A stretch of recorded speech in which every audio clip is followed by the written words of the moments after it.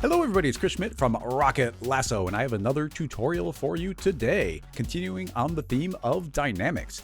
Now this question actually originated from somebody during the Rocket Lasso live stream. I get a lot of my inspiration from there. People ask really cool questions, and sometimes I think something that might be straightforward or something that a lot of people might already know ends up being really interesting. So this is an example of that. Now, make sure you come and join us during those live streams at some point every Wednesday at 2 o'clock Central Time. And I think it's 7 p.m. GMT, depending on what time of the year it is. We got daylight savings, which is always a little bit of a pain.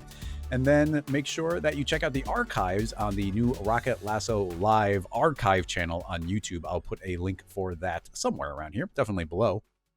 But let's get going. Here we are in Cinema 4D S22. Although everything we're working with should work in R19 and beyond, except for some of these nice viewport features. As you'll see, I've got a little bit of stuff set up just to make it look nicer. I've got a floor, a sky, an HDR materials already applied to it. There's a light with a hard shadow. It's infinite and aiming down, so we can make things look nice. And some materials already built. They're pretty straightforward. It's just a reflectance workflow, so I'm using reflectance for the color, and then some bump channels with Cinema 4D noises inside. Let's make it look a little bit better though by changing some of our display settings. But to do that, we should probably put our basic tree trunk in here. I'm going to leave it pretty default. We'll leave the radius of 50 and let's change the height to 2000. I want to sit directly on the ground, so I'll move it up exactly 1000 units and it should be sitting right there. We got a pretty good scale. Drop the bark on the tree, even renaming that to tree. It seems like a good idea. And with that set up, changing a couple of viewport options should help us out here. I want high quality noises, which is really neat. Watch how the tree changes, and do you see all these seam lines that we're getting? Changing that to high quality noises will make that seamless, and the tree is going to look a lot better as well. It's going to look a lot more the way that the final will look. Then I can turn on some SSAO to get some contact shadows, and then regular shadows because I've got this light set up with a hard, a ray traced shadow. So that should help us place this in the scene a little bit better. Just sets us up really well to work from here. And then we've got these hills to just kind of break up the background a little bit, but we're not going to worry about making them dynamic. They're just there to look nice. So we'll be working in this viewport world. I think with that all set up, it's a good idea to just save the scene file as our starting point, and we'll move on from there. Good time to mention that you get access to all these scene files if you're supporting on Patreon. But we're going to build this completely from scratch here on out, so I don't think anything's going to be left behind.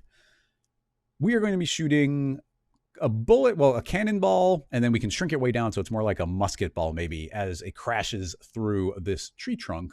And we'll change the way the effects look as we go based on the different scales. So to start out with, let's say we're working cannonball scale. Create a sphere, scoot it off to the side a little bit, T for scale, scale it down to be whatever seems like a good cannonball size here. If you want to be precise, I have now scaled it to 31. I arbitrarily scaled it, but that's fine. I've got cannonball material that I will drop on the sphere just so it looks a little bit nicer in the viewport. Let's set up the basic dynamic settings we need for everything. I want the floor to have things collide with it so we can see them fall to the floor. Right click on that, simulation, make that. We can really select any of these. I'll click rigid body. It's not going anywhere. We can now collapse the environment, and I don't think we'll go back in there.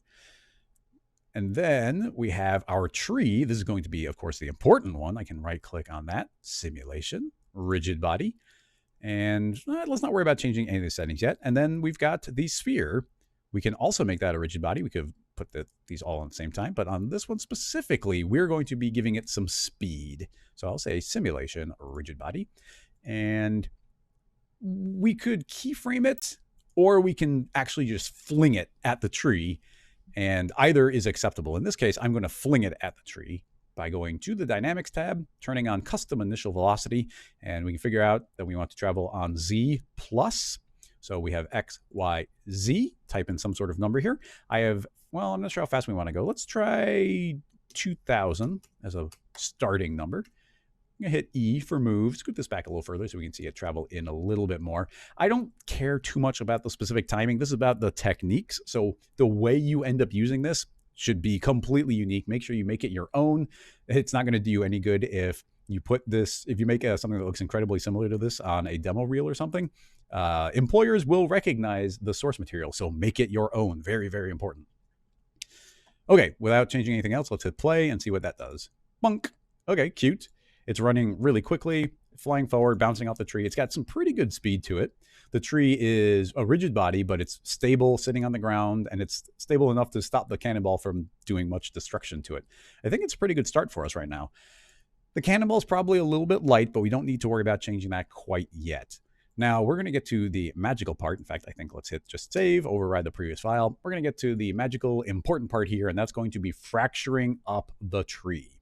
That, of course, will be done with Voronoi Fracture, which is inside of the MoGraph menu. Create that, drag the tree to be inside of it, and let's just move our rigid body up to the Voronoi Fracture object so that that will filter down to everything else. Excellent, good start. Of course, by default, it's going to be creating a source that is a random point generator, which is randomly creating currently 20 points all over the place. But we're going to spend a decent amount of time trying to place the fracture, the shards, exactly where we want them to be. So I don't want this randomness. I'm going to delete that and then create a matrix object. The matrix object is amazing for being able to create placement exactly where you want them to be. Now, there's a lot of options that we have here. Creating the matrix by default is going to make a grid array. At least it does in S22. I know that changed at some point. I'll move this into the air until it's about level with a cannonball. A nice clean number here is not a bad idea in case we do multiple objects. So in this case, let's see, what's a good height? You know what? I'm going to move everything up to about 400 exactly. This cannonball can also move up to about 400. If we want to be precise, we can, but not specifically needed. We know that this has a radius of 50, so I think we can shrink down. Actually, I'm looking at T for scale. Scale this entire thing down until it's pretty much perfectly matching there. If you don't want to see your individual blocks from this matrix intersect each other, you can always go into the transform tab and type in, say, 0.2, 0.2, 0.2, and they'll shrink down smaller, and we can see them individually. That was a good guess on the scale there. And now we can set the count to whatever we want them to be. Here's something that's neat, though, is currently it's set to per step, which means as I increase or decrease the number, it's going to be getting wider and smaller. But if we change that to endpoint, I can type in any number I like, and the scale of it, make sure it's a bigger number than 1, the scale doesn't change. You see it's just as wide as it ever was, but now we can set the exact count.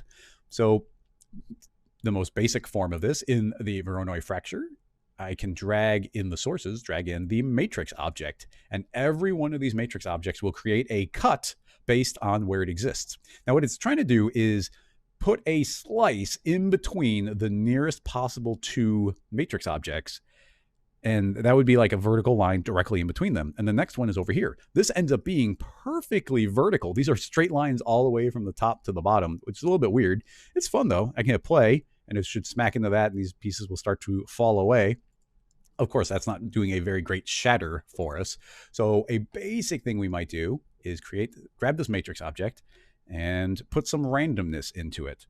In the cloner, well, the MoGraph menu, I can create a random effector, and that's going to spread these out on X, Y, and Z in all these different directions. So you can now see that it's broken apart, smaller pieces in the middle, and they are all a little bit random. So that's pretty nice. Hitting play now, you can see we'll crash into that. Those smaller pieces in the middle will fall. Of course, they're immediately collapsing. Everything is falling away because gravity is taking over. We will turn gravity back on, but I'm thinking let's just turn gravity off so we're not worried about that part until later. We can do that by hitting Control or Command if you're on a Mac, D, and then inside of here, we can click on Dynamics. In the General tab, there is gravity. No gravity. And there's one last thing. Let's see if we actually see this. If I hit play, yeah, we do see it, but I'm going to frame by frame. Do you see how this starts spreading out a little bit? You see how it's drifting immediately away and there's gaps in between them?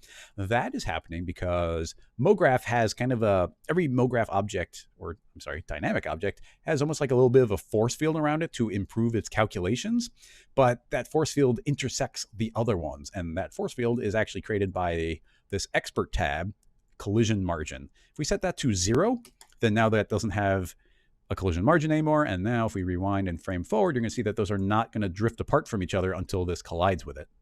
So with no gravity, it is nice to just hit play, and that will bump into it, and we see the individual shards. Now, by clustering them up in the center point, you can see that we get more detail right there in the center than we do on these upper sections. That's pretty neat right out of the gate. Now, This can, well, let's see, what's the next step? I don't want, let's create a couple of nulls actually to separate out these sections. They'll be less useful in a little bit, but I think it's a good way to start. Creating a null here. I'll even call this one upper null. Hit E for move this up above, and inside the Voronoi, I'm going to drag this null in as an additional source just to keep it similar. It's upper, so I'm going to move it above the matrix. That is now fed in as a source. And this null, for a lot of these polygons, for this chunk, that is the closest thing for it to reach. So you see all these shards that used to be really long through it, they're getting cut off because this null is technically closer to that section than that one is. So that's where the break happens. Use the same idea below. Create a copy of that null, call it lower. Move it down inside the fracture object. That will be put below. The order doesn't matter. I just like saying organized. And now, depending on where I drag, make sure I accidentally drag that, hit undo, grab lower. If I were to move this up and down, it should actually change where that center point is. At a certain point, it won't anymore. If I move it too far in, it's going to dramatically change the way it looks, but it's a way of separating these sections out. So that's one big chunk, that's one big chunk. And if we hit play, bunk, we can see these pieces fly away.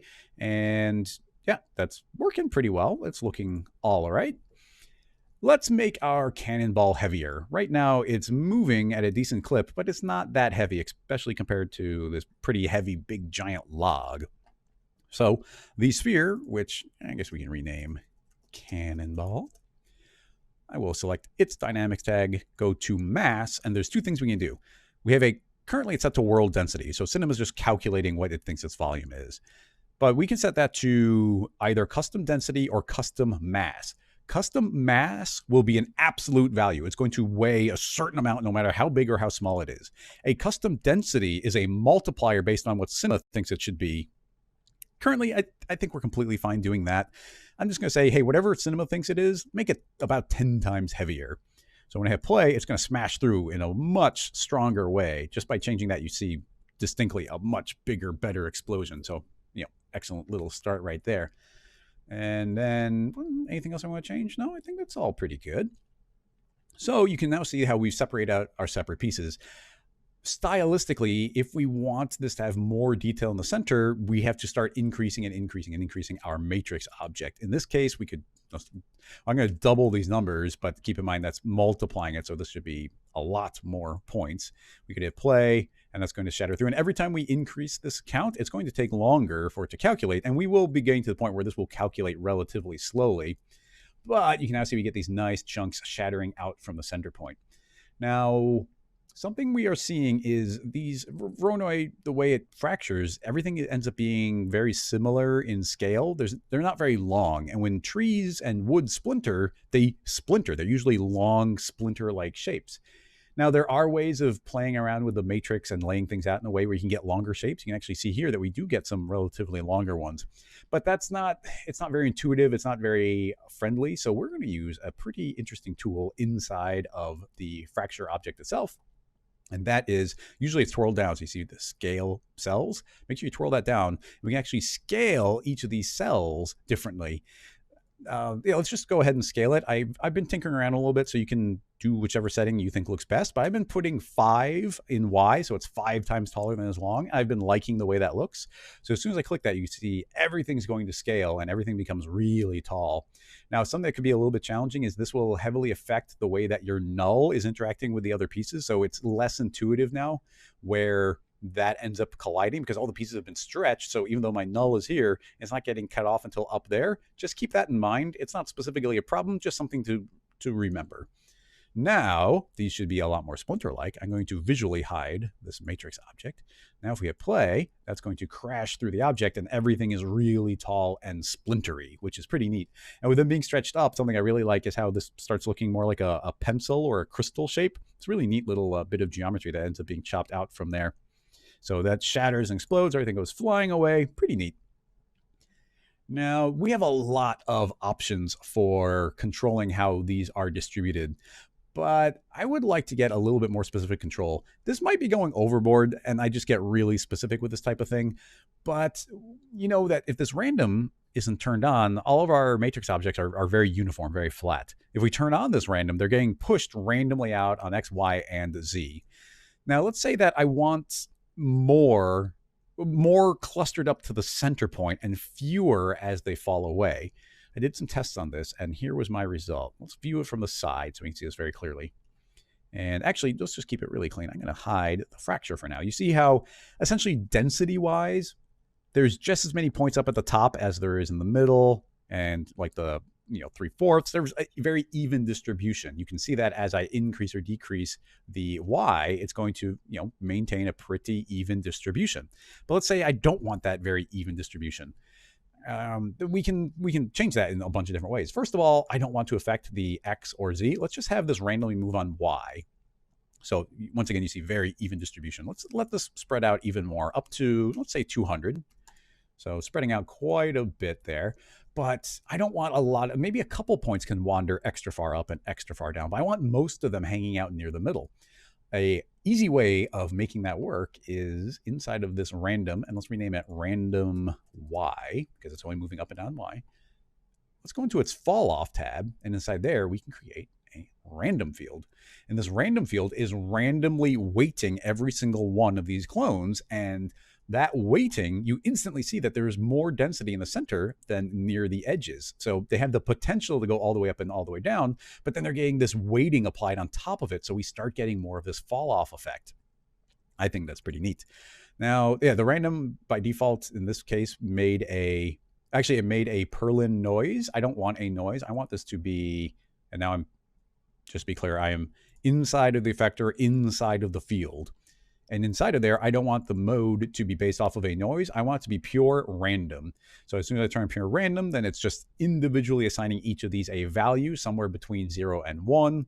And now, if I want to control this fall off even more, inside the Remapping tab, I can click on contour mode, click curve, and using the fall off of this curve, I can start making it more likely to have 0 weight, and 0 weight means more towards the center. So just by grabbing this handle and dragging it outward, you're going to see that there's a lot more of them clustering in the center point. And we could even grab this end point and aim it downward, and now it's becoming very unlikely that anything gets to the extreme distance that those are. And now you can see you can get perfect randomness exactly where you want it to be. I think it's pretty cool, and this is probably applicable in a lot of different places.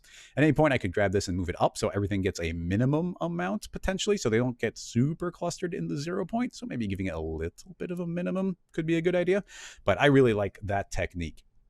Now, if we go back into the random effector, that if we turn on X and Z, it would be also applying that same fall off to them, and I don't want those getting it applied. So I am thinking that it might be a nice idea to create a second random effector.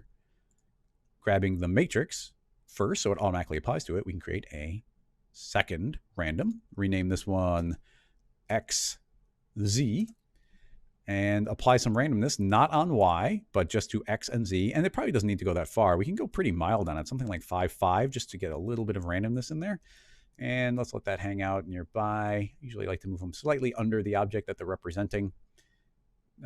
Not needed, just organizationally. So with that all done, we can go and take a look at our fracture again. And now we should just see that there's more of a clustering in the center point, and they fall out as they go. I think that's pretty neat. Let's hit play and see what that ends up giving us as far as a fracture is concerned. Okay, I just really like this fall off of smaller ones to bigger, bigger, bigger, bigger as they go. It's looking really good. We should probably crank the number up. But before we do, let's save the scene file. 1C. And now let's crank it up. As we crank it up, it's going to get harder and harder to view it in real time in the viewport. Keep that in mind.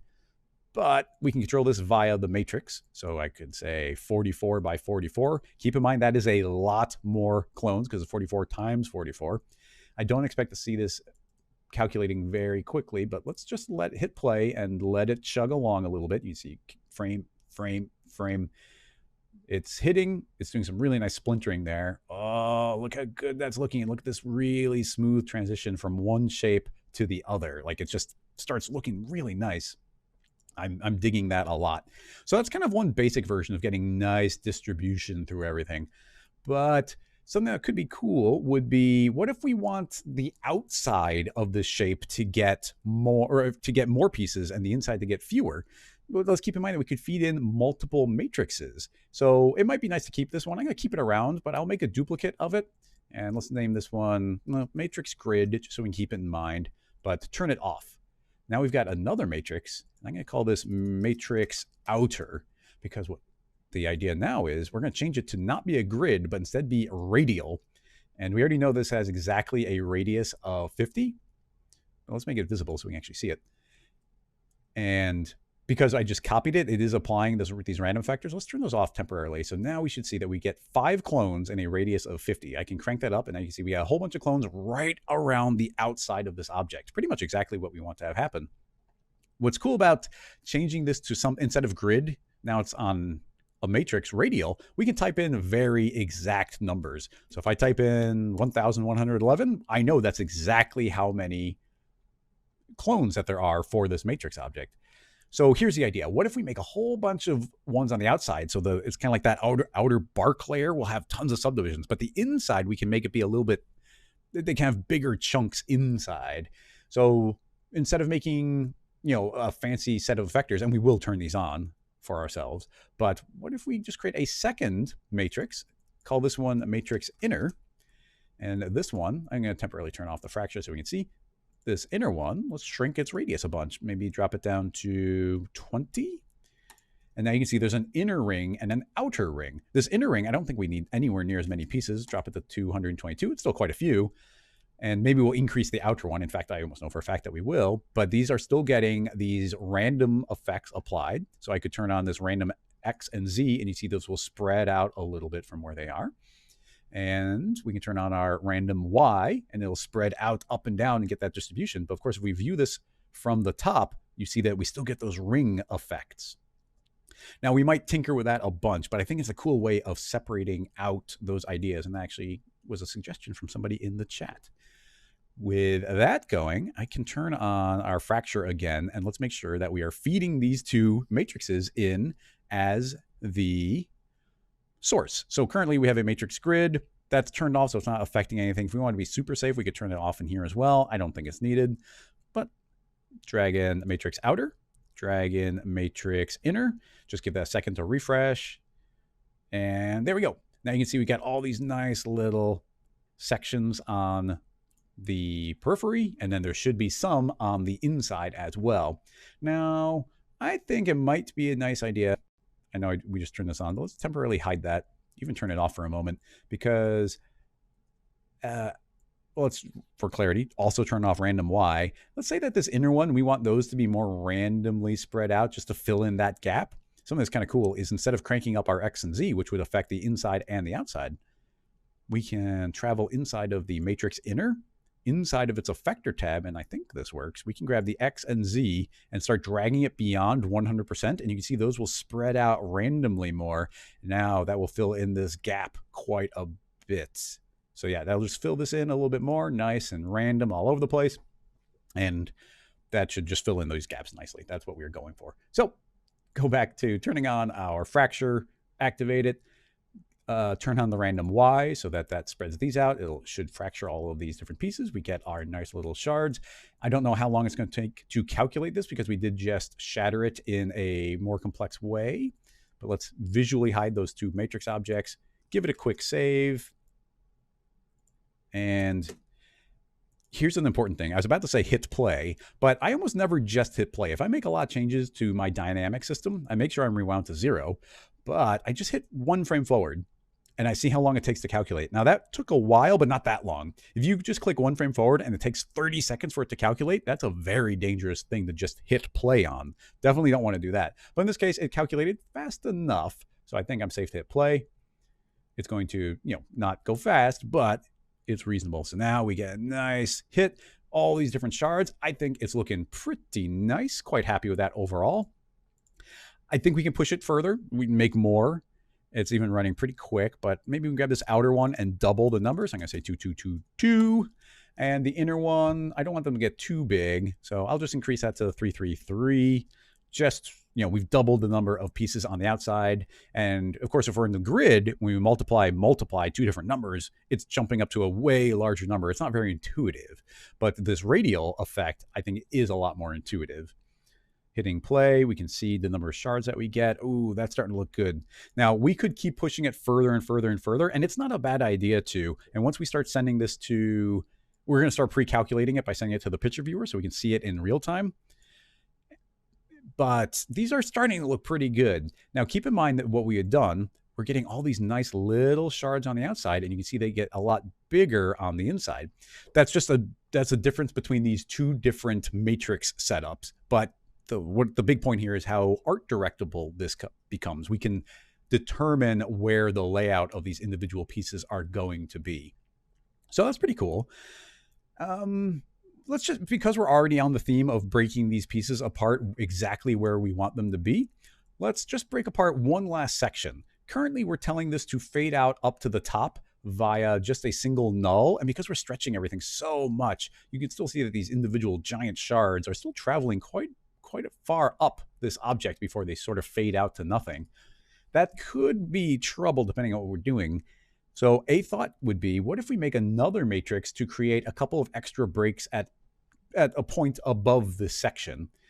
So yeah, let's do that. We can do it kind of via any layout that we have here. I think this matrix inner might work, but we could also do a grid. In fact, let's do another grid.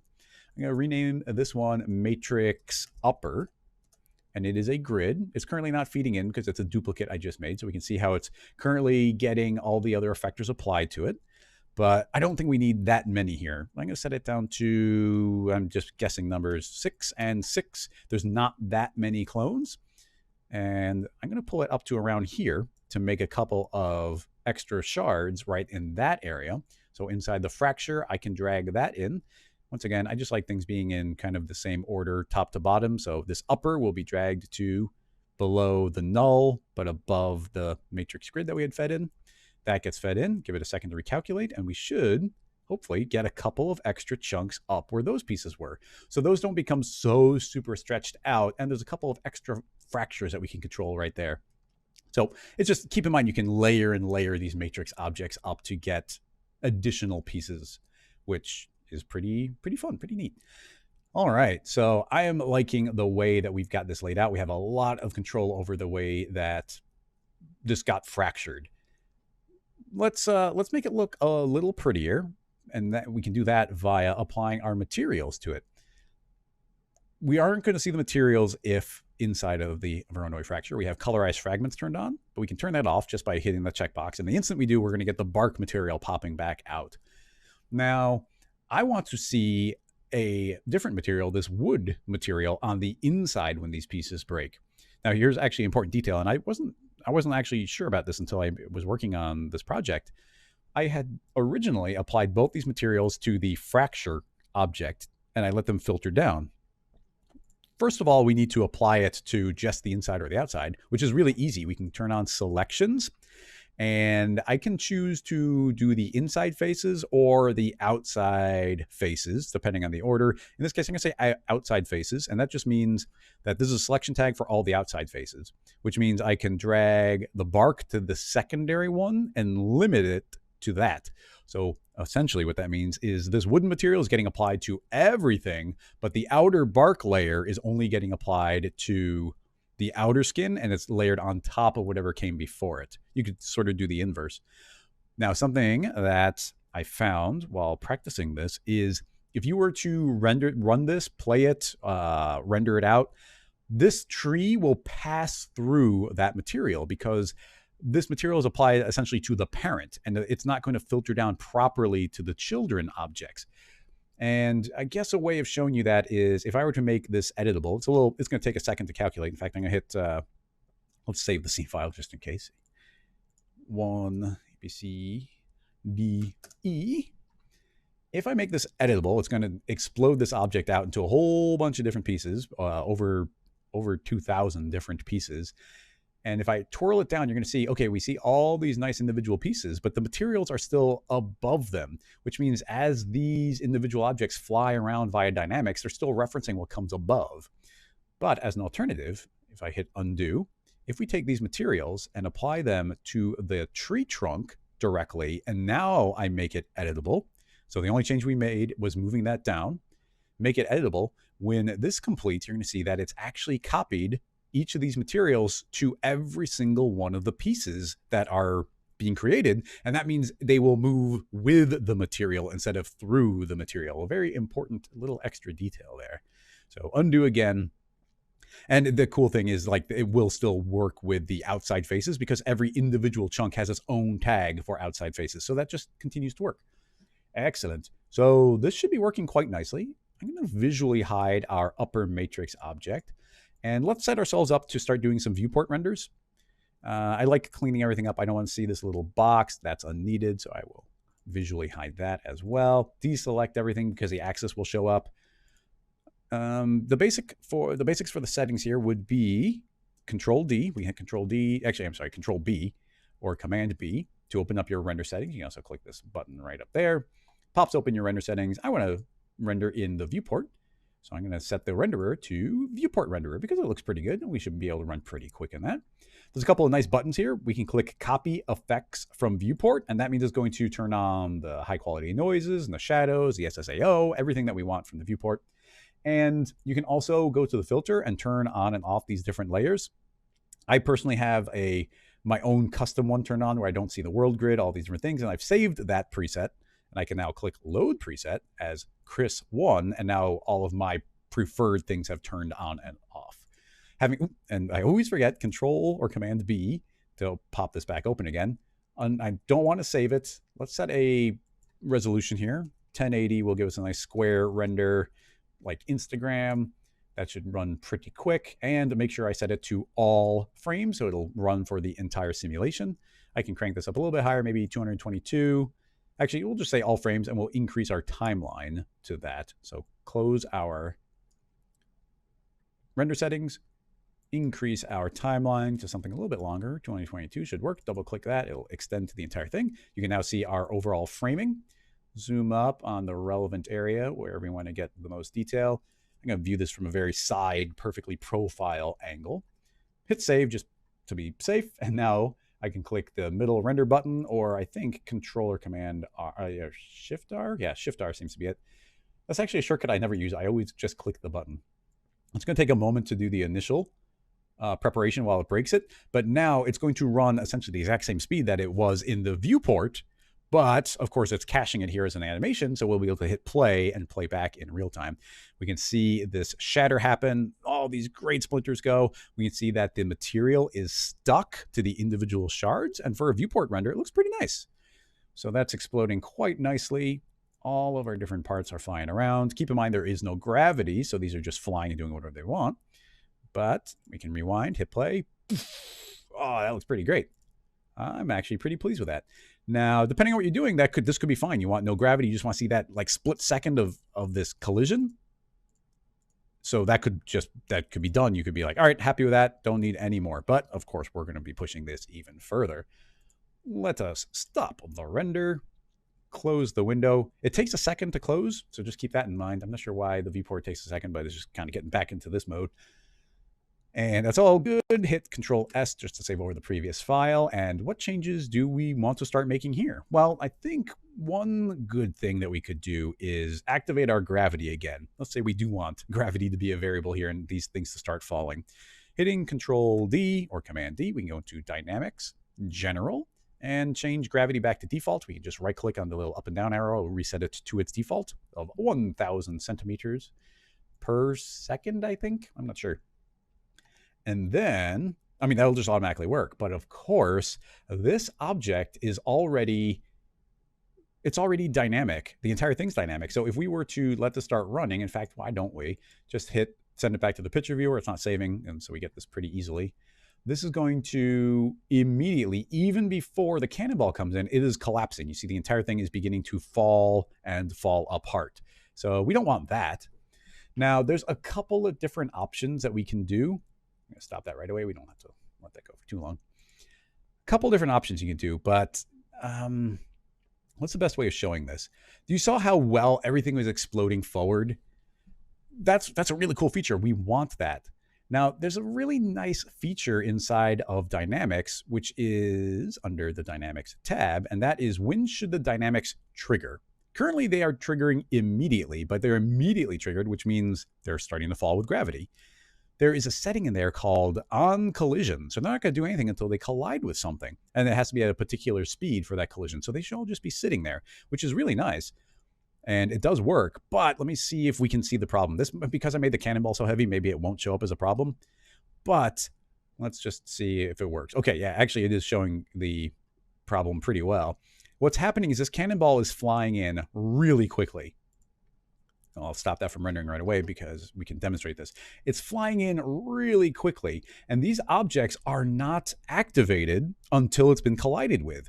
But if this frame, it's collided with, but the forces weren't applied to it immediately. They're not applied until the frame after, so it's kind of getting left behind. And you see we get a very different simulation happening here, where, yes, it didn't start falling apart, and we do still get a bit of an explosion flying out the front, but that's pretty different than, let's just click on our previous frames. You'll see here that, I know it's starting to fall, but this, when it hits, you can see that they start actually pushing outward backwards, which is pretty neat. And then immediately everything is reacting, and then it's exploding out the front, and all these pieces are being driven forward. That is way more accurate. That's way better. We want that. So honestly, I don't think we need to overthink this. What I have been doing is just finding the frame before the cannonball collides with everything, and that is the frame that I'll let it start animating. So actually, instead of even hitting play there, we can just frame through here, and we can see that the cannonball hits on frame 5. So I want, at frame 5, the dynamics to have turned on. This is really straightforward. All I'm going to do is go to my dynamic tag, and at frame 5, if you hold down, here's a very important thing, hold down Alt.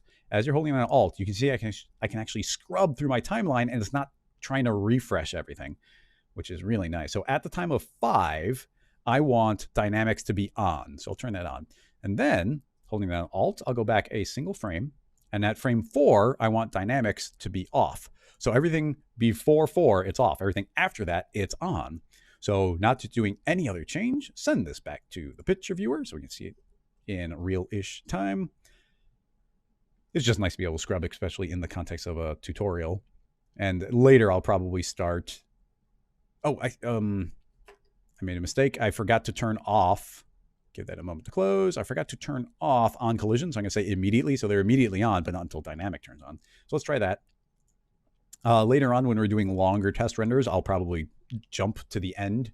But for now, these are coming in pretty quick. So now what's cool is you actually see right there, as we get to frame 5, it suddenly chugs for a little bit because it's like, oh, we're suddenly all dynamic. But now it didn't start pre-falling from gravity.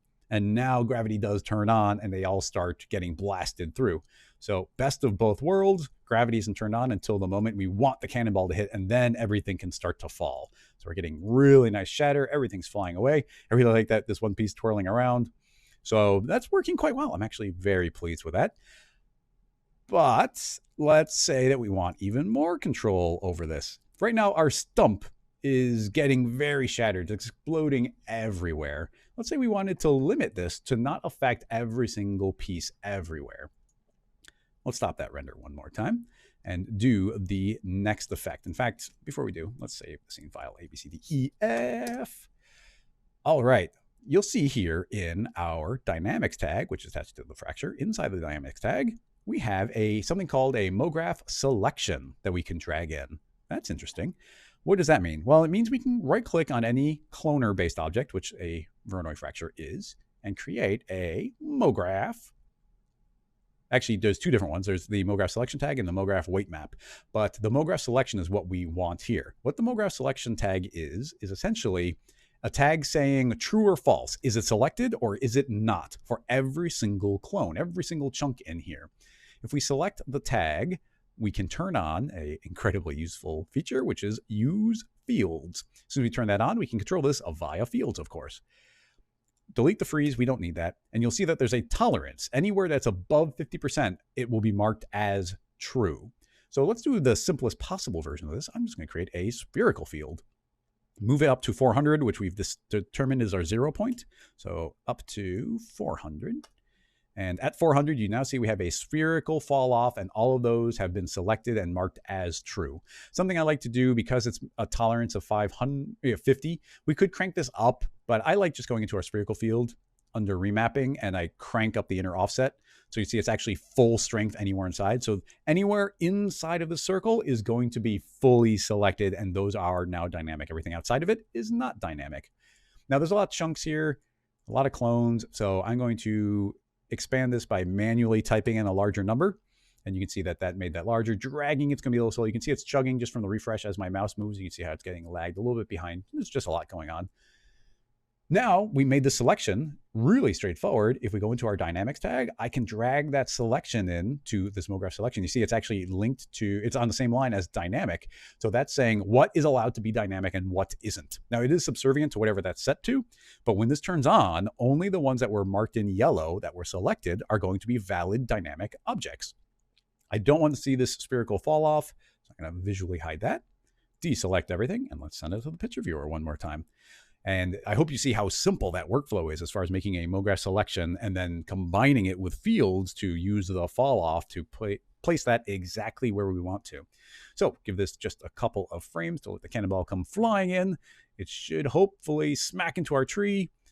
It's shattering very nicely, but you'll immediately notice that the trunk isn't going anywhere. And additionally, the top isn't going anywhere. Depending on what you're doing, that could be what you want.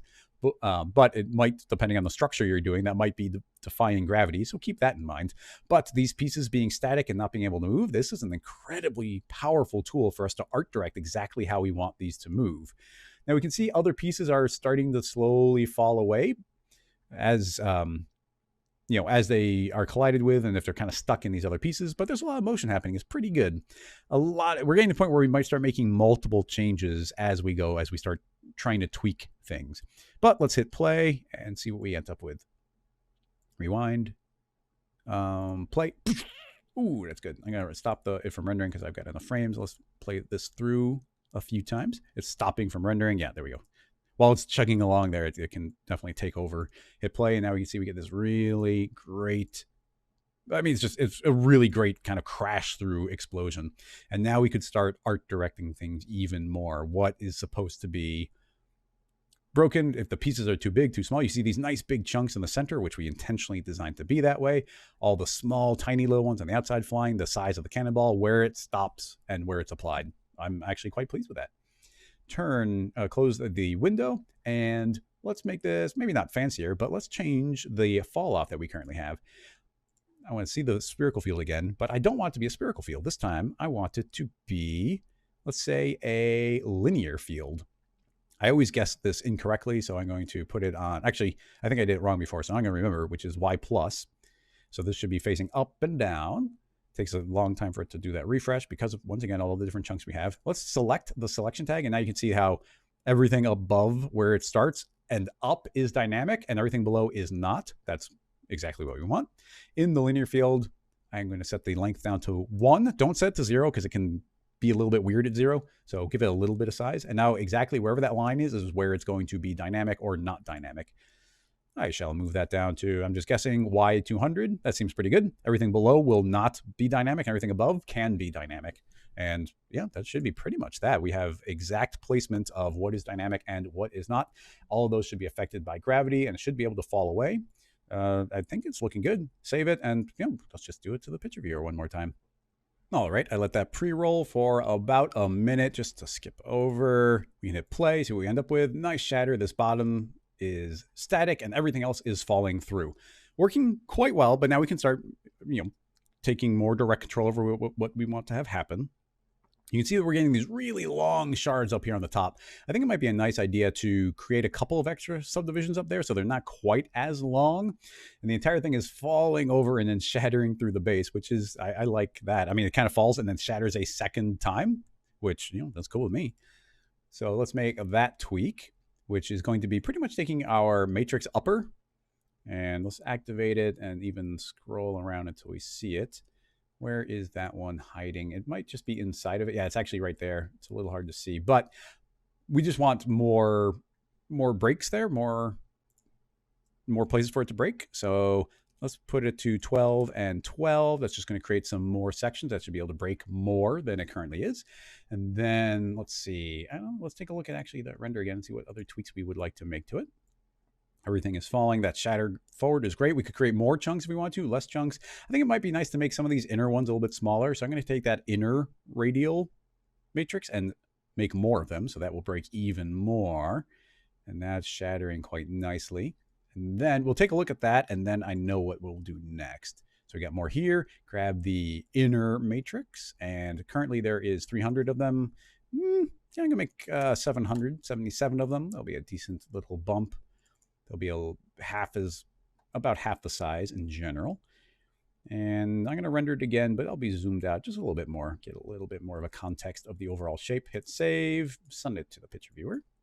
About 50 seconds of pre-rolling there. Let's take a look. Oh, that's so much better already. Look at how nice that is. This shatters through. Those smaller chunks are letting this whole thing separate out more. And you can see up here how these are breaking in this nicer way. They're still very vertical, but there's just more of them, so it's not quite as blatant. And those can start falling down and shattering a little bit more. But eventually, we will get to these chunks that are really long, and they're kind of splitting the tree all the way up the length. And I don't think that is realistic in this case. So what could we do there? Well, and this is actually going to be applicable in a couple of different places, but there's a pretty cool feature that was added into Voronoi Fracture in R19, and that is the ability to connect all these different pieces together. And it's actually really simple. Inside of our fracture object, there's something called connectors. If we click Create Fixed Connector, it'll actually create a single fixed connector right here. This is essentially a proxy. This is a reference for the way it's going to connect all of the different pieces inside of here. It's automatically doing the math to figure out which piece should connect to which piece. It's essentially connecting to every single neighbor. Now, by default, they've got some pretty nice numbers typed in here.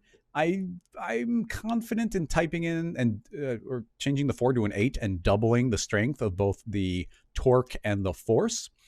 And it should just make these be more connected to each other. But just to show you really quick what it's doing, this isn't a single connector magically connecting everything. If we make this editable, and it will take a moment to calculate because there's a lot of objects going on now. So that will spin a bit.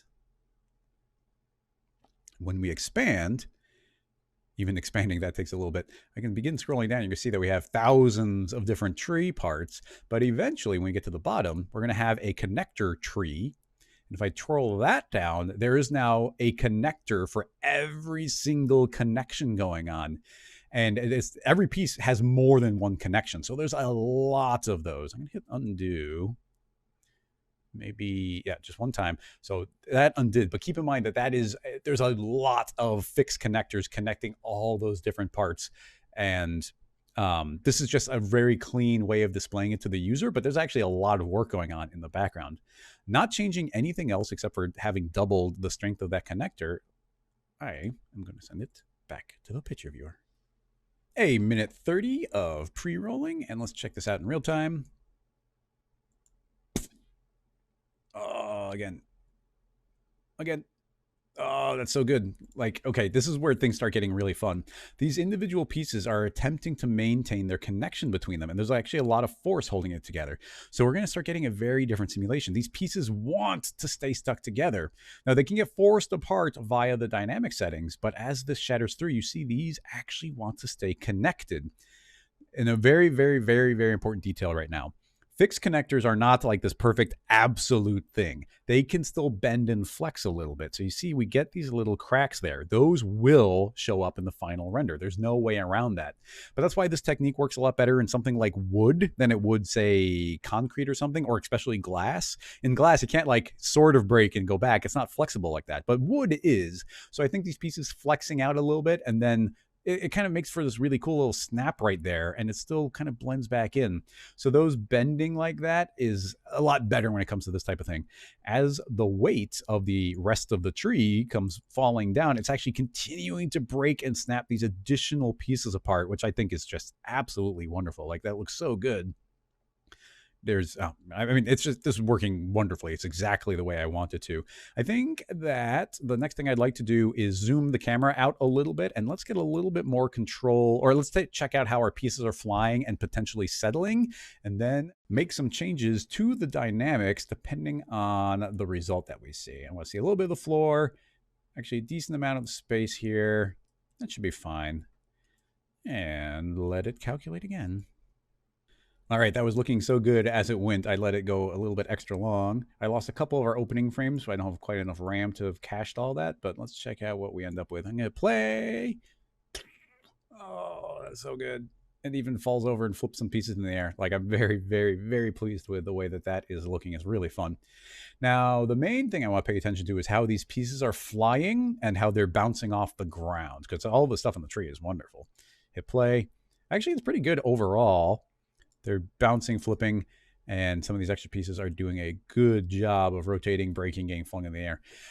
Now, I wouldn't mind the pieces bouncing off the ground a little bit. I don't think that's unrealistic, but and I don't know how well we'll be able to fix this. I've never found a catch, a problem that completely solves this, but you do always end up with that problem where some of the little pieces are going to be gaining lots of energy and trying to escape and fly all over the place, especially if they start twirling and spinning and gaining lots of energy from that. Now, some of it's not necessarily unrealistic. It's hard to tell and to track any one piece. A theory I've always had is that they start spinning out of control and has a lot of rotational energy and hits the ground, and that spin is going to fling it up into the air with a lot more force than is justified, but it's hard to track any one piece back to what it's doing. So that is, oh man, it looks so cool. And we're going to be doing some more stuff that should make this look even better. But let's just tweak a couple of settings that might help us with that, see if it improves it, but I'm not going to spend a lot of time on that. Currently, these dynamics will fall asleep if it gets to a certain point. That's, in this situation, probably a good thing. Under collision, it's got very little bounce and a decent amount of friction. Keep in mind that's multiplied by how it interacts with the floor. So I might select that and the floor tag by holding that control. I can grab both of them. So I don't mind them bouncing a little bit. So I might set that to them both up to about 25. And then now going back specifically to just the fractures dynamics, we can go into the force tab. I'm sorry, not the force tab. Yes, the force tab. I misclicked to the mass. In the force tab, we have got a couple different settings that can help us out a little bit here. We've got angular damping, linear damping, and also our aerodynamics. These are ways of draining energy out from the system. Currently, it's already defaulting to draining out a little bit of energy, and something like gravity is constantly adding energy in, so that's pretty acceptable. Something I think might be nice is draining out a lot of rotational energy. If they're twirling really fast, it will drain the energy out, and they'll start slowly not spinning as fast. And that could go a long way to stopping the little random pieces from flying all over the place. Not a guarantee, but we can try it. Now, in general, you got to put a pretty high number in here. I'm going to do 80. 80 will... I always feel like 80 feels more like what you would intuitively feel would be like 20%, and 90 ends up being like 50%. So this is actually this isn't that high in spite of being 80. Now, there's also aerodynamics. I really love aerodynamics. They're really cool, but man, they are really powerful. A little bit goes a crazy long way. I know for a fact that 1% will be too much. Pieces that start flying out will fly out quickly and lose their energy really fast instead of continuing forward. But a little bit of drag, a little bit of lift will go a long way to draining out the overall energy. But like I said, I want a light touch on that. So I'm going to set to 0.1, 0.1 on both of those. Hopefully it stops it from going crazy, but we won't visually see too much drag. But them slowing down a little bit, it's not unrealistic. They are traveling through the air. But yeah, like I said, 1% itself is too much. I think that might be the only change that I make here. The way everything was shattering and breaking was great. Keep in mind, you can go to your connector and make it even stronger so they don't want to break, or you can make them weaker so it's easier for them to break. But yeah, that's working well for me. Deselect everything. Actually, let's save the scene file. Seems like a wise idea. 1G, and back to the picture viewer. 2 minutes and 30 seconds later, let's see if there's any sort of improvement. Okay, I'm going to definitively say yes, but it's not total. None of these are jumping up into space, but there's still definitely a couple of hopping ones that don't want to lose all their energy. So I feel like those are the right tools to help. But once again, I've never had a perfect solution for those little ones that want to escape. Now, I'm not going to do it, but there is one method that you can do. And usually what it would be is you bake your simulation, and then you can make a MoGraph selection tag and sort of paint on the ones that are not behaving, and then create a plane effector and scale those to 0. Or you can even do it over time, scale those to 0. It's a little bit manual, and there might be better ways of doing that, but I can't think of any right now. But this definitely calmed them down a decent amount. And you know what? Maybe you could even keyframe it like right around now. All the crazy dynamics have happened. So keyframing up more drag or keyframing up more linear, keyframing up some more linear or angular damping could start forcing these to slow down even more. Potentially, even you could create I'm just spitballing ideas here. You could create a giant friction force and give it a fall off, and if it starts escaping that fall off, it starts getting more friction applied, and it would stop it from flying away too much. These are all just ideas, experiments. I'm not going to spend time looking into those, but just keep them in mind. Now, we've only got a couple of other kind of new features I want to add in here, and then we will even continue a little bit after that with a couple of extra bonus things. One thing I would like to do here is let's try shrinking our cannonball a lot smaller until we're more in the realm of like this being like a musket bullet, something pretty small. I'm not going to go crazy small, but okay, we'll do a radius of 5. So it's pretty tiny now. I don't expect this to have that much of an effect as it hits because it is so small. In fact, I'm so confident it's not going to have too much of an effect. Let's immediately crank up its mass, its density. So currently it's at 11. I'm going to do 111. I still don't think that's going to be enough, but that is enough for an experiment. And then another thing I would like to do is, what if we just wanted like a chunk of this tree to come flying out? I think it should be pretty simple to do that. To start out with, let's grab our bullet and scoot it to the side a little bit.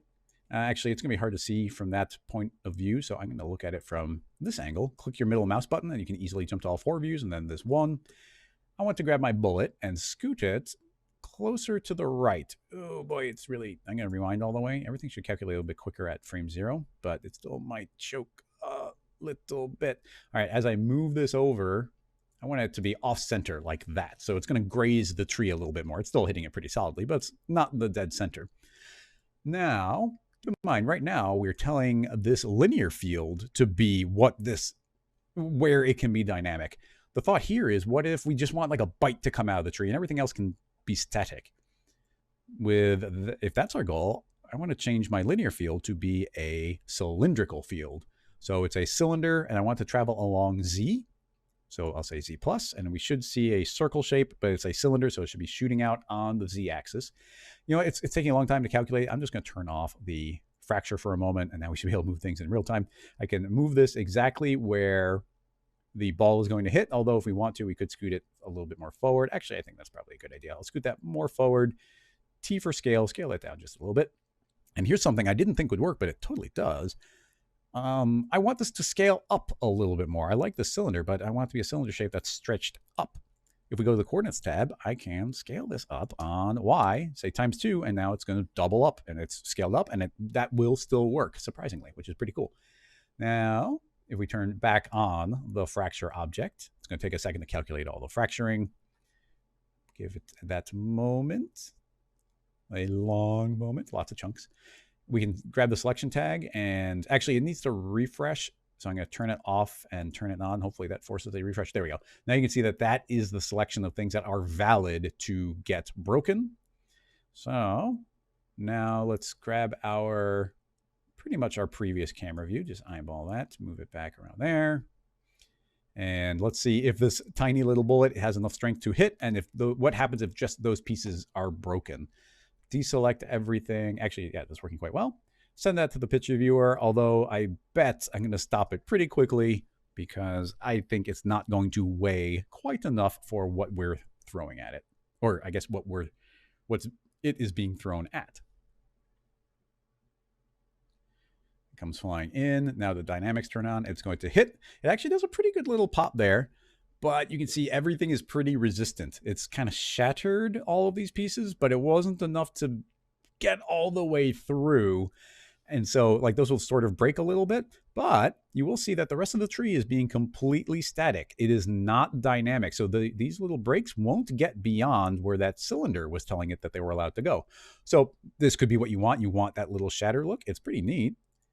That is not a bad thing. That is a totally valid thing to even be aiming for. Let's just see what it looked like in real time. Actually, even that's kind of cool. It's like, even a couple little splinters fall out from the other side. So that's neat.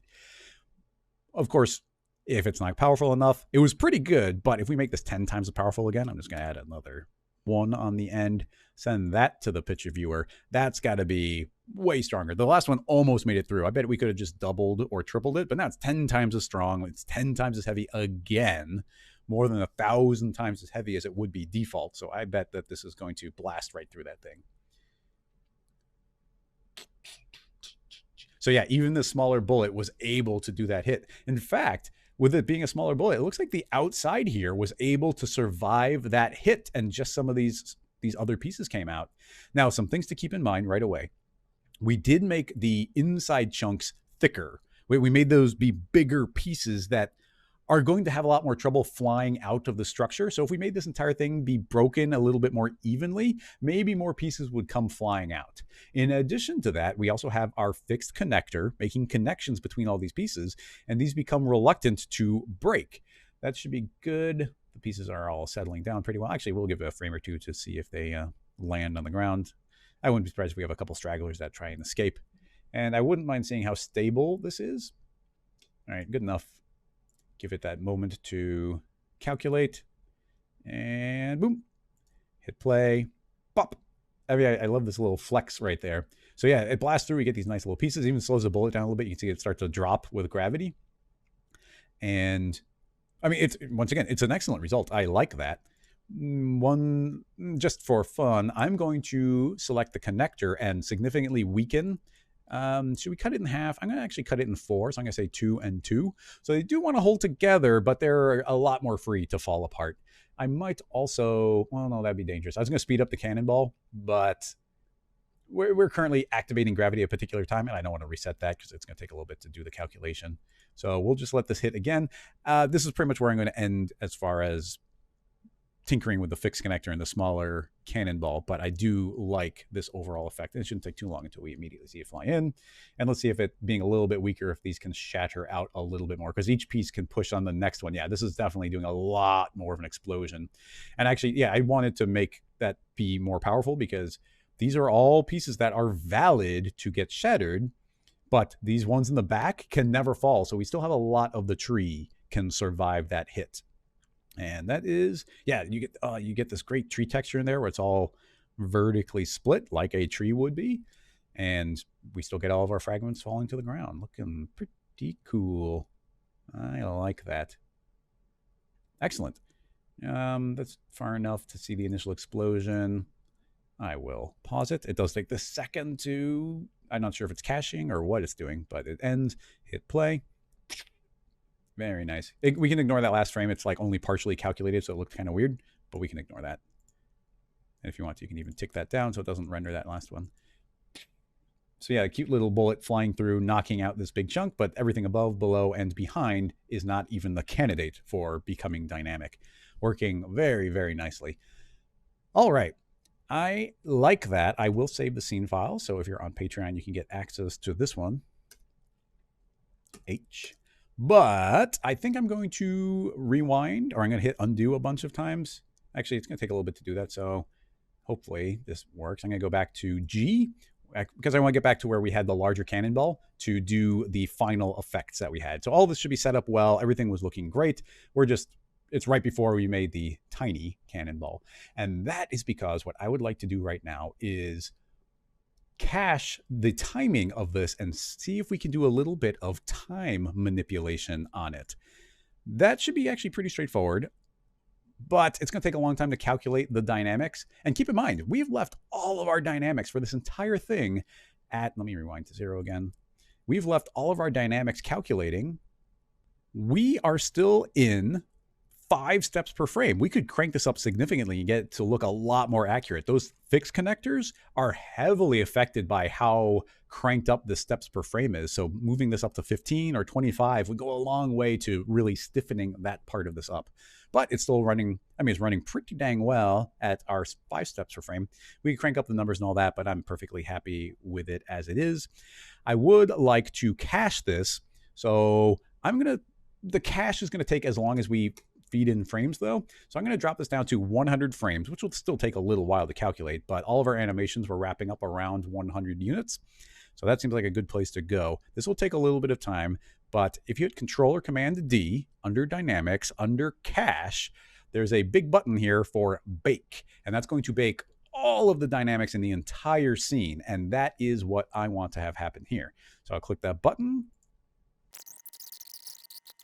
and there we go. It's all pre-baked. Now, you see how long it's taking to refresh everything? It's not like we can suddenly scrub through our timeline, but what we can do is manipulate our time and our playback using the cache tab.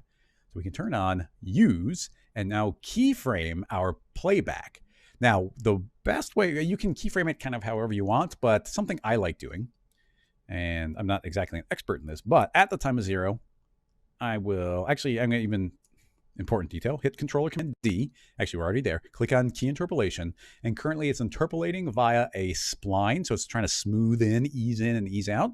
I say, no, you're linear. Do a linear interpolation. Cool. Now, back into Dynamics, back into Cache. At the time of 0, it'll be at 0. Fast forward all the way to the very end. It's probably going to try and refresh, but at the end, we're at frame 100. So let's say, okay, at the end, you're at frame 100. A linear interpolation, it's going to end there. So we have now said, yes, behave exactly the way you have been behaving. But then I can go into the playback time. I'm going to right click on playback time, animation, show F-curve. Now in this, there is no controls for our playback time, but it does have a section for a time track. So I think I can right click on Dynamics, because that's where this lives, add a special track and add a time track. This is now going to be a linear track from 0 to 100%.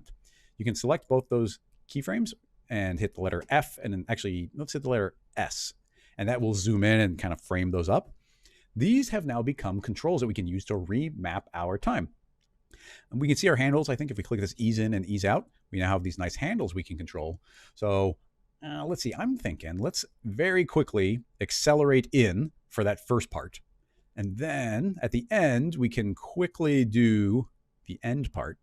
But then holding down Control or Command, I can click a new keyframe right near the middle and spin this and flatten it out. Now it's currently locked, so I'm going to turn off lock tangent lengths. And with that, I can pull that out further. And this is now flattening the time. Now, I'm not sure exactly when the cool explosion part happens, but I think it happens pretty early. It kind of sucks that we have to do this blind, but it's just not going to refresh quick enough in the viewport. And I think this will work pretty well. And we can make tweaks after the fact. So I'm going to make these handles pretty long to make this really slow down in the Matrix type of way. And I don't want to flatten it out. If it goes flat, it'll completely stop time. You see it's constantly moving forward slowly. But if you want to, keep in mind, you could move forward in time, and I could make another keyframe, drag that down, and that would be moving backward in time, because if this line ever dips down, we're going backward in time and then forward in time. Now, I don't actually want to do that. I will hit undo, and now we get this nice long flat handle. Now, that is not currently applying to our playback time, but if we select our playback time, there's the time track, drag in the time track we just made, and that will feed it in, and that is now enabling the remap of that time. This should be pretty good framing. Actually, I think it'll look a little bit cooler if we're zoomed up a little bit more. So let's frame this up, center it a little bit, and send that to the picture viewer. All right, 2 things to note. This wasn't quite the timing I wanted it to be, so I'm going to tweak that right away. And the other thing to remember is actually the ball is dynamic. I think that would be retimed with it. I'm not sure, but let's go back into our time track. So window, timeline, F curve, select our dynamics, and there's the curve. Once again, I want to frame up, so letter S, And it looks like our the big cool explosion part happens really early. So this entire thing needs to get pulled way down to, I don't know. Once again, we're just guessing. So right around there, we're going to say the slow way down. And this initial part's getting skipped over, but maybe I'll give that a little bit of a curve in there as well. Once again, just kind of a blind guess based on the feedback I saw. Send it back to the picture viewer. Okay, that completed. It was looking pretty good. Let's see what we got. Okay, that was almost spot on. It might have been nice to go if it should hit just a little bit later. But a couple things I want to point out. You see how easy it was to remap the time. The shadows look a little bit funky right there, but that's just going to be because we're in the viewport renderer. That's working pretty well overall. This explosion coming out is so smooth. Look at that. Now, that's the main thing I want to point out is while we're getting this really cool explosion, something that's really cool about baking the dynamics this way is it's storing the PSR, the position, scale, and rotation of all of our different clones, all of our different chunks here. And each of those can be interpolated between. So we can go as slow as we want to, and it can do that perfect transition in between those different states. So this isn't like suddenly popping from frame that was keyframe to frame to frame. It can smoothly transition between any state here. And we get those really great transition through. Like, I just really love that. The dynamics work wonderfully. As we hit this, you even kind of get, I think it'd be realistic as these different parts have different strains on them. Some of these pieces actually fly backwards out of it just because of the way it's kind of cantilevered. It's pivoting from this midpoint, and that's where it snaps and flings other parts out. This shattering through the overall tree, you can see the entire thing flex, and then after it snaps all these relevant parts, the top part gives way and the entire thing begins collapsing. And then, of course, everything accelerates through, and it can do the end part here. You can zoom out a little bit to see it better. And it's playing faster than real time at the end, so this starts running maybe a little bit quick, but there you can see how we can remap that time, make that look however you want, make that take as long as you want. Like, this could take 1,000 frames of slowly transitioning between, but just a little bit of matrix type retiming, really fun. Shatters, falls over, love it, looking really good. So I think that wraps up the main thing. I just wanted to throw in essentially one last bonus part, and hopefully this file won't be too large because it is going to be a baked scene file. I'll even call it baked just in case. One last idea. We were throwing all this at just this log, and that's limiting it to this basic shape. But what if there was something more complex you wanted to be running this on? Well, I mean, and first of all, let's clear out our dynamics, Control D. We don't use our playback time. We can even hold down Control and Shift and D, get rid of those keyframes so you don't need that retiming. Clear the cache so we're back in real time. And just so everything's going to run quicker, you know what? I'm going to select the outer, and this has a lot of chunks. I'm going to drop it down to 555. The inner has a lot. I'm going to drop that down to, 222. A lot less chunks going on. It should start playing back a lot quicker for us.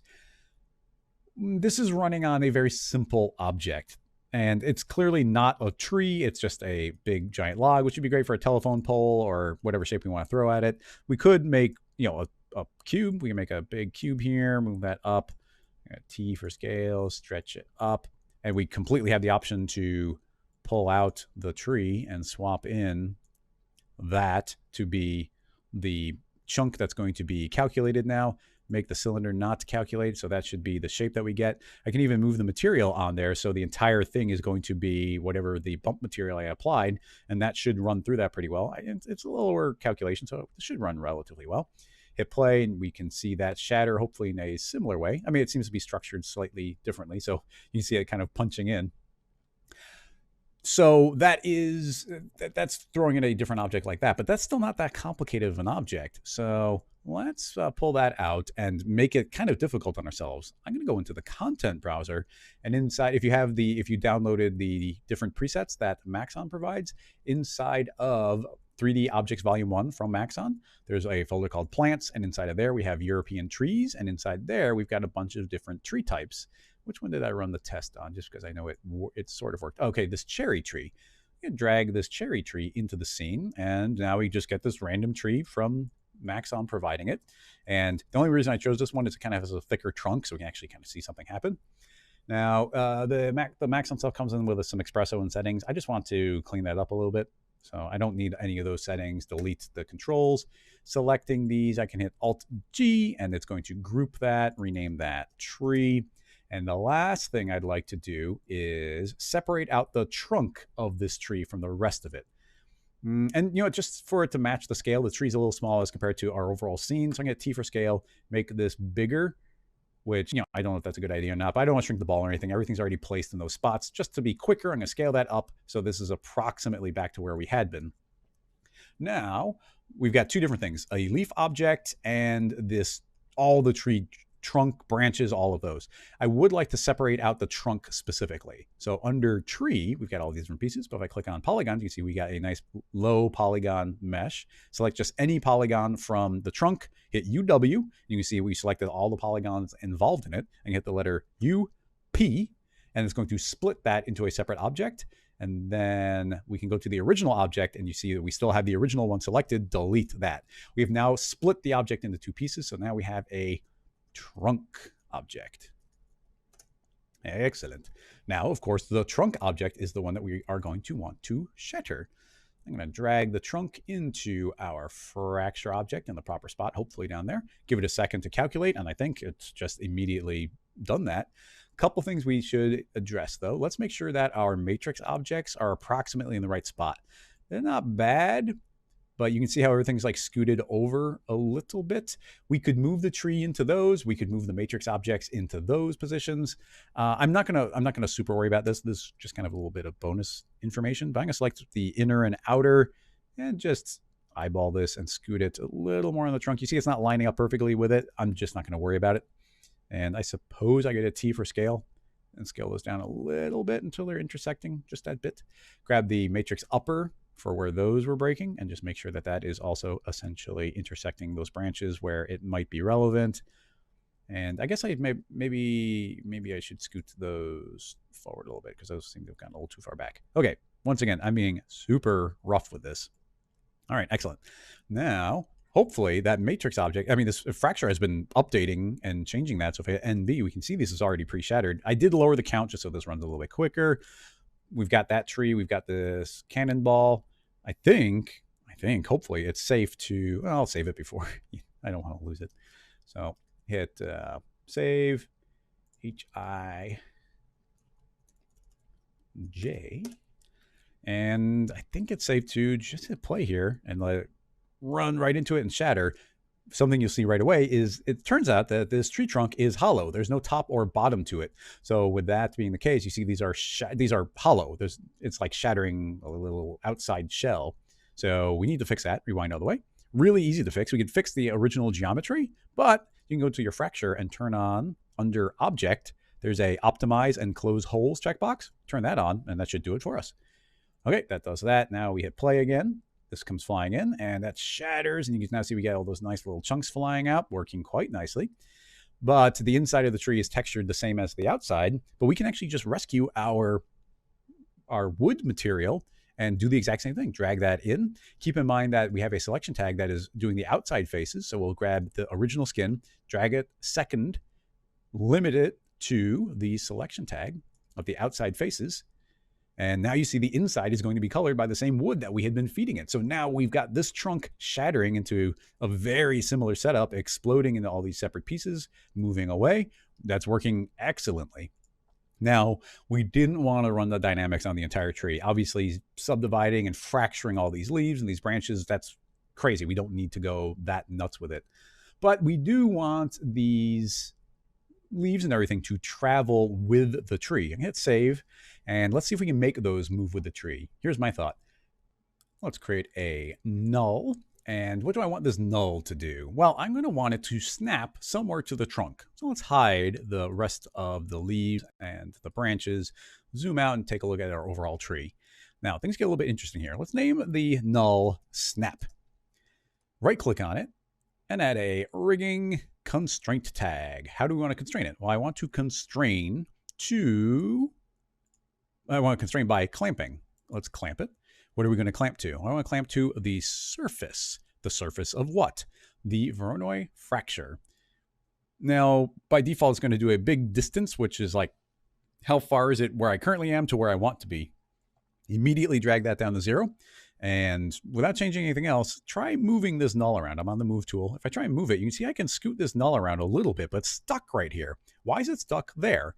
Well, what I think is happening is this clamp is attempting to link to index 0, the first object inside of the Voronoi Fracture. If we made it editable, it's trying to link to the top object. And so this just happens to be the object that's the first one, and we're stuck to it. But I don't want to be stuck to that one. I want to be stuck to a different object. And we're going to use something I had never used before. Inside of the fracture object, there is a tab called sorting. And this is the index order of all of the different chunks, all the different fractured pieces. So if we turn on sort result and then set the sort result by, I'm going to say I want to sort the result by Y. That should make the top chunk, the first one calculated, it gets the first index. So if I go to snap again, you're going to see it's jumped up to the top. And if I try and move it, it can wheel around on the topmost chunk. Actually, that's pretty good. Now we need to lock this into its current position. So click on the constraint tag. And what do I want this to be? I want it to be constrained as, I think, let's say as a normal. So it should lock onto the normal that it was closest to.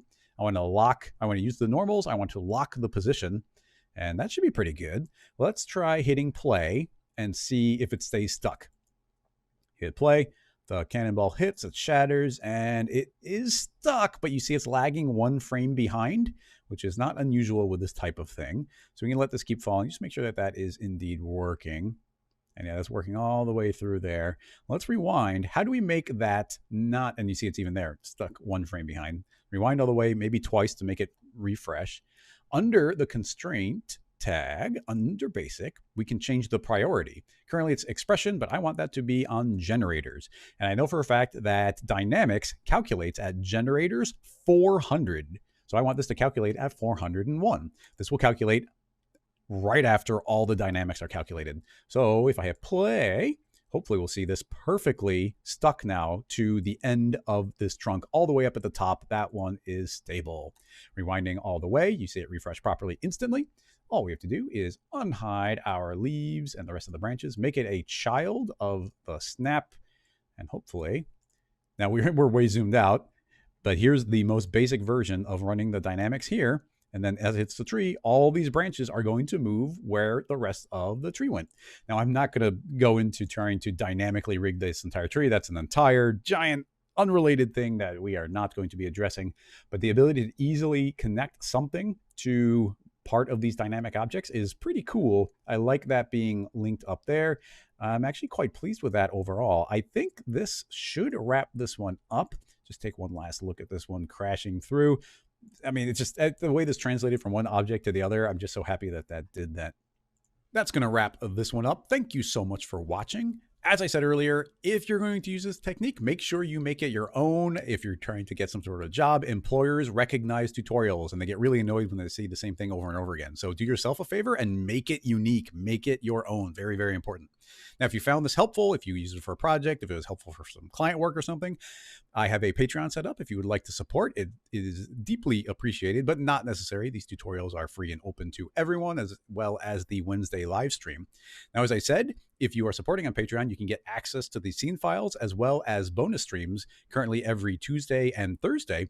And even today, I wasn't sure I was going to record, and it was a suggestion from somebody that this is what we should tackle. So there's I really rely on the people supporting and the people coming and hanging out for the directions and inspiration and even helping figure out different things. So it's really, really appreciated. Thank you so much for watching. I'll see you in the next live stream or the next tutorial. Bye-bye, everybody.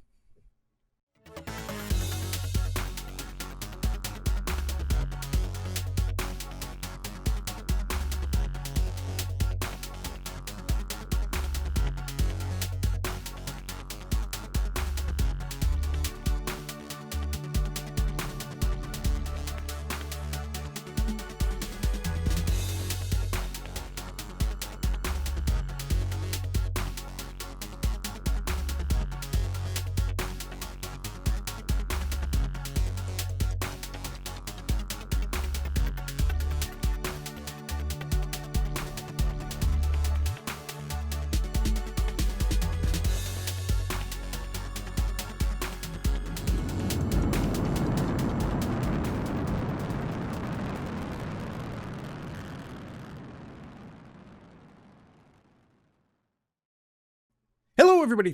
Blah, blah, blah. Hello. Hello. Hello.